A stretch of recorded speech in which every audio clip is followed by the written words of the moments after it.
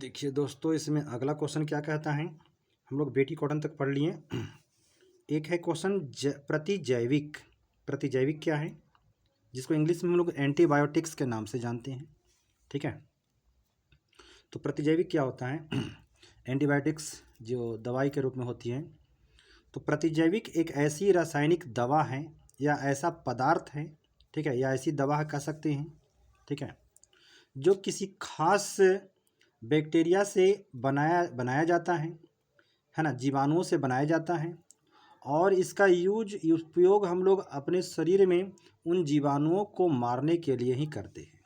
ठीक है, प्रतिजैविक यानी कि जीव जंतुओं के से बनाया गया वैसा पदार्थ जो उसी जीव जंतुओं के प्रति, है ना, प्रतिरोधी क्षमता हमारे शरीर में उत्पन्न करती है ना। तो ऐसे पदार्थ को हम लोग कहते हैं प्रतिजैविक या एंटीबायोटिक्स। ठीक है, जैसे में हम कह सकते हैं बहुत सारे, है ना, मार्केट में प्रतिजैविक दवाइयाँ उपलब्ध हैं। जैसे पेनिसिलिन हो गया, है ना, एरिथ्रोमाइसिन हो गया, पेनिसिलियम हो गया, एम्पिसिलिन हो गया। बहुत सारे प्रतिजैविक, है ना, मार्केट में उपलब्ध हैं।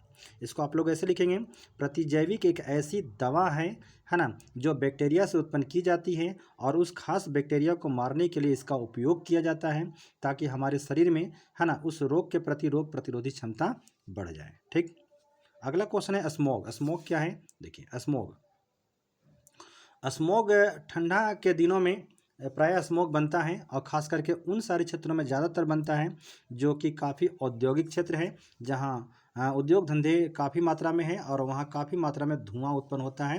फैक्ट्रियों से धुआं बाहर निकलता है। ठीक है, तो फैक्ट्रियों से जो धुआं बाहर निकलते हैं, ठीक, वो धुआं यानी स्मोक, और ठंडा के दिनों में जो कुहासा पड़ता है जिसको हम लोग फॉग कहते हैं, तो स्मोक और फॉग आपस में मिल करके जिस मिश्रण का निर्माण करते हैं उसको हम लोग स्मॉग कहते हैं।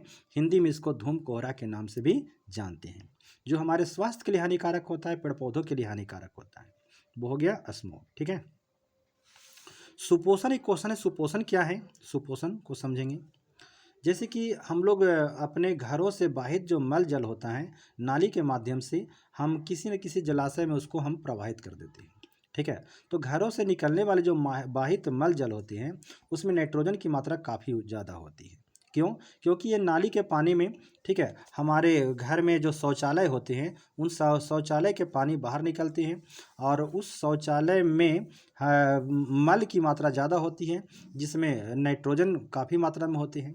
ठीक है, और ये नाइट्रोजन जब चला जाता है जलाशय में, नालियों के माध्यम से जलाशय में पहुंच जाता है, तो वहां जा करके, ठीक है, नाइट्रोजन की मात्रा को पानी में बढ़ा देता है, जिससे कि जलीय पौधों की मात्रा काफ़ी बढ़ने लगती है। जब जलीय पौधों की मात्रा काफ़ी बढ़ता है, ठीक है, तो उनके सड़ने गलने से, है ना, उनके सड़ने गलने से पानी में दुर्गंध उत्पन्न होता है। ठीक है, तो इस क्रिया को हम लोग सुपोषण के नाम से जानते हैं। उम्मीद है आप लोग को समझ में आई होगी बातें। एक और क्वेश्चन था जैव नियंत्रण। जैव नियंत्रण क्या है, इसके बारे में भी हम लोग समझ लेंगे। जैव नियंत्रण हो चुका है शायद। जैव आवर्धन था, एक बच गया क्वेश्चन। जैव आवर्धन क्या है, जैव आवर्धन क्या है। ठीक है, जैव आवर्धन हम लोग किसे कहते हैं। देखिए बात ऐसी है कि बहुत सारे हरित क्रांति हुए हैं, ठीक है, जिसके कारण हमारा फसल काफ़ी मात्रा में बढ़ चुका है, काफ़ी मात्रा में उत्पादन बढ़ चुका है। ठीक है, लेकिन हरित क्रांति के साथ साथ बात ऐसी है कि उसमें अधिक मात्रा में खाद, है ना, उपयोग करना पड़ता है, कीटाणुनाशक दवाइयों का उपयोग करना पड़ता है, पिड़कनाशी दवाइयों का उपयोग करना पड़ता है, खरपतवार नाशी दवाइयों का उपयोग करना पड़ता है। ठीक है, तो ऐसे खाद की मात्रा या ऐसे पदार्थों की मात्रा अधिक उपयोग करने से, ठीक है, मान लीजिए कि ये पदार्थ है, ये प्रोडक्शन पहले जानवर ही खाएंगे, जानवर के दूध का उपयोग हम लोग करते हैं, मीट मांस का उपयोग हम लोग करते हैं, तो पहले उनके शरीर में ये पदार्थ यानी खाद या अन्य जो है से कि पिड़कनाशी कीटाणुनाशी दवाई उनके शरीर में पहले जाती हैं, फिर उनसे हमारे बॉडी में, है ना, प्रवेश करते हैं। इस तरह से ऐसे पदार्थों का, ठीक है, ऐसे पदार्थों का एक मतलब कि हम क्या कहते हैं उसको, है ना, स्तर बाई स्तर मानव तक पहुंचता है, और मानव में उसकी मात्रा बढ़ जाती है, यानी जीव जंतुओं के शीर्ष पर जो मौजूद होते हैं, है ना, उसमें इसकी मात्रा काफ़ी बढ़ जाती है। ठीक है, तो इस क्रिया को हम लोग जैव आवर्धन के नाम से जानते हैं।